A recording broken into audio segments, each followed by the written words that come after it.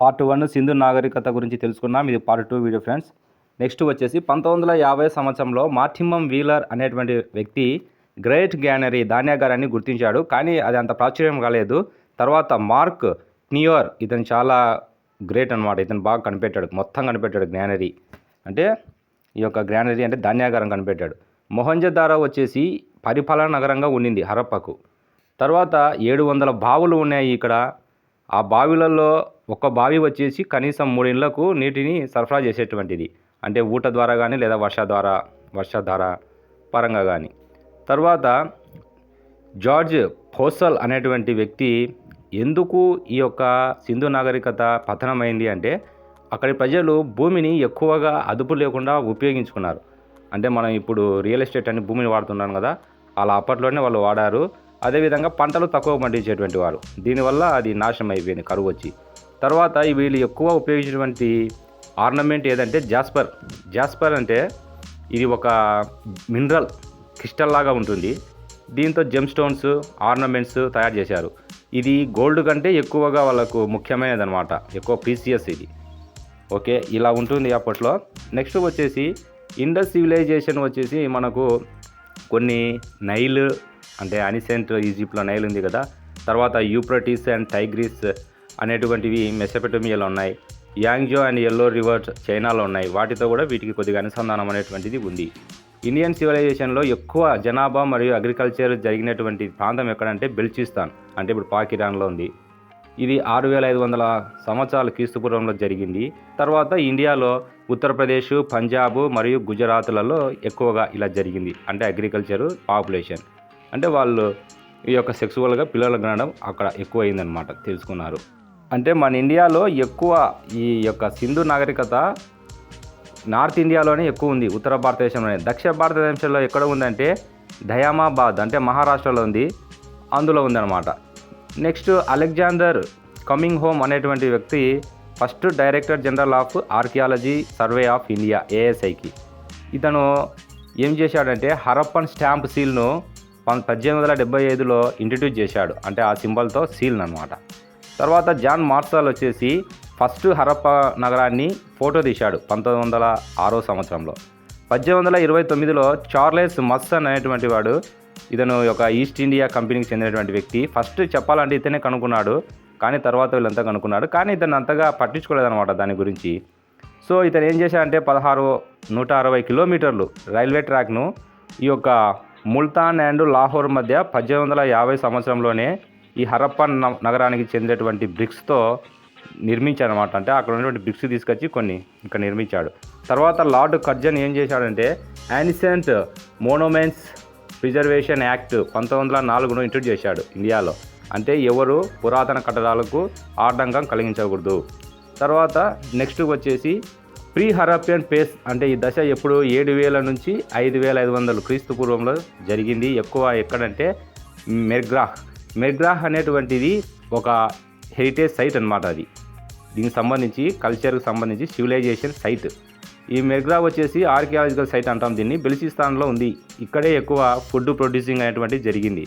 తర్వాత mature Harappan ఎక్కడ జరిగిందంటే ఇది 2600 సంవత్సరాల నుంచి 2450 BC మధ్య జరిగింది. ఇందులో వీళ్ళు ఏం చేశారంటే కుండలకు రంగులు వేయడం అనేటువంటిది మొదలుపెట్టారు. నెక్స్ట్ పోస్ట్ హరప్పియన్ అనేటువంటిది 600 నుంచి 300 BC అంటే క్రీస్తుపూర్వంలో ఇక్కడ వాళ్ళు పాలిష్ చేయడం మొదలుపెట్టారు. సింధులోయ ప్రజల యొక్క చేతి కళలు అంటే హస్తకళలు, కుండలు తయారు చేయడం మరియు టెర్రకోట అంటే ఇది ఒక రకమైనటువంటి చేతి కళ. ఇటాలియన్ వర్డ్ అనమాట. అంటే బేక్డ్ అర్త్ అని, అంటే కాల్చినటువంటి మట్టితో చేసినటువంటి ఈ యొక్క కుండలు, బొమ్మలు లాంటివి ఉంటాయి. ఇందులో వచ్చేసి ఎక్కువ ఏ కలర్ వాడతారంటే రెడ్ కలర్ ఎక్కువ వాడతారు వాళ్ళు. తర్వాత ఎల్లో. సో తర్వాత కృత్రిమపరమైనటువంటి కలర్ ఏదంటే టెర్రకోటలో గెస్సో అంటారు. గెస్సో అంటే ఇది జిప్సంతో తయారు చేసినటువంటి ఒక రకమైనటువంటి వస్తువు మరియు అంటే పదార్థము మరియు కలరు రెండు మిక్స్ అయి ఉంటాయి. తర్వాత వచ్చేసి టెర్రకోటతో ఈ యొక్క బిర్మింగ్హామ్ ఇంగ్లాండ్లో కూడా నిర్మించారు టెర్రకోటతోనే. అంటే ఆ యొక్క మెటీరియల్ తీసుకుపోయి నిర్మించారనమాట అక్కడ. బంకురా హార్స్ అనేటువంటిది వెస్ట్ బెంగాల్లో ఇప్పటికీ ప్రాచుర్యంలో ఉందన్నమాట. ఈ యొక్క టెర్రకోట కళలు. అదేవిధంగా మధ్యప్రదేశ్లో ఎక్కువగా ఇంకా ఉత్పత్తి అవుతున్నాయి టెర్రకోటా ప్రోడక్ట్స్ అంటే ఇవి మనం ఉపయోగిస్తాం కదా, ఇవి చేతితో చేసినటువంటివి. ఆ కాలంలోటివి ఈ కాలంలో కూడా ఇంకా చేస్తూ ఉన్నారు ఆచారపరంగా. అదేవిధంగా డ్యాన్స్ వేసేటువంటి ఒక అమ్మాయి బొమ్మ బ్రాంజ్తో తయారైందనమాట. ఇది మొహంజదారోలో ఉంది. తర్వాత చాలికోలిథిక్ ఏజ్లో కాఫర్ అనేటువంటిది ఎక్కువ వాళ్ళు ఉపయోగించారు. అంటే ట్రాన్స్పోర్ట్కు మరియు ఏదైనా సరే ఉపయోగించారు. ట్రాన్స్పోర్ట్ ఎక్కువగా బుల్లక్ కార్ట్స్ మీద జరుగుతున్నది. ఇక్కడ మెసపటోనియాలో ఇండస్ సివిలైజేషన్ మొట్టమొదటగా ఎక్కువగా ఏది పండించారు వాళ్ళు దాంట్లో అంటే బార్లీ పంటను పండించారు. తర్వాత వాళ్ళు ఎక్కువ ప్రిఫరెన్స్ దేనికి ఇచ్చారంటే గ్రీన్ దాల్ అంటే మూంగ్స్, అదే పెసలకు ఎక్కువ ఇచ్చారు. వాళ్ళ లాంగ్వేజ్ వచ్చేసి ప్రోటో ద్రావిడియన్ లాంగ్వేజ్ అనమాట. అంటే మిక్స్డ్ ఆఫ్ ద్రావిడియన్ లాంగ్వేజ్గా ఉంటుంది. అక్కడ ఫేమస్ రివర్ వచ్చేసి రవి, ఇది హరప్పలో ఉంది.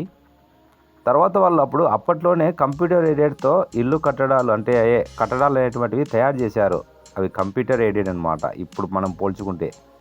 ఇది పాకిస్తాన్లో ఉందన్నమాట. డ్రైనేజ్ వ్యవస్థ ఉండేది ఎక్కడ లోతాల్ గుజరాత్లో. అదేవిధంగా షిప్ యార్డ్ ఉన్నది ఎక్కడ లోతాల్ గుజరాత్లోనే.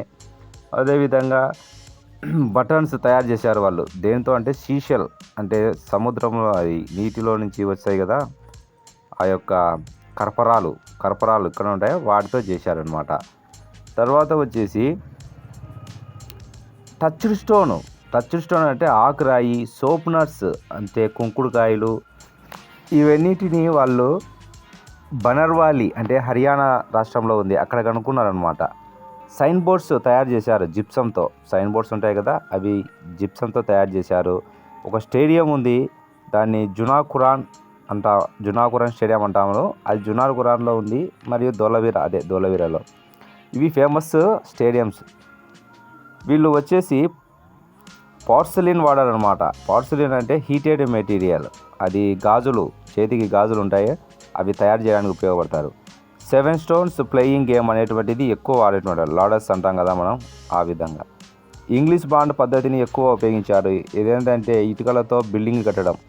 ఇప్పుడు అది కూడా మనకు ఫ్యాషన్ అయిపోయింది, ట్రెండ్ అయిపోయింది సిటీస్లలో. వీళ్ళు వచ్చేసి ఫస్ట్ చెప్పాం కదా సౌత్ ఏషియాలో ఉన్నారు, తర్వాత నుంచి అక్కడ స్ప్రెడ్ అవుతూ వచ్చారు. లాప్సీ లాజులి అంటే బ్లూ రాక్ అంటే నీలిరంగు రాయి అన్నమాట. మనము దాంట్లో జెమ్ స్టోన్స్ అంటాం కదా, అందులో ఒక రకమైనటువంటి కలరు, అవి తయారు చేయడానికి ఉపయోగించేవారు. తర్వాత పాస్మినా అంటే ఉన్నిని తయారు చేసేవాళ్ళు అప్పుడే. సీసమ్ ఆయిల్, ఇవన్నీ వాళ్ళప్పుడు కనుక్కున్నారు. ఓకే ఫ్రెండ్స్, ఇది ఒక దాదాపు దగ్గరికి వచ్చినటువంటి ఒక overview of Indus civilisation. Next topic ఇంకొకటి చేద్దాము, అది నెక్స్ట్ వీడియోలో చేద్దాము. Okay, thank you for watching friends. మీకు ఎటువంటి అభిప్రాయం ఉంటే కామెంట్ చేయండి. ఏదైనా డౌట్స్ ఉన్నా లేదైనా నాకేం తెలియకుండా చెప్పండి. Okay, thank you for watching.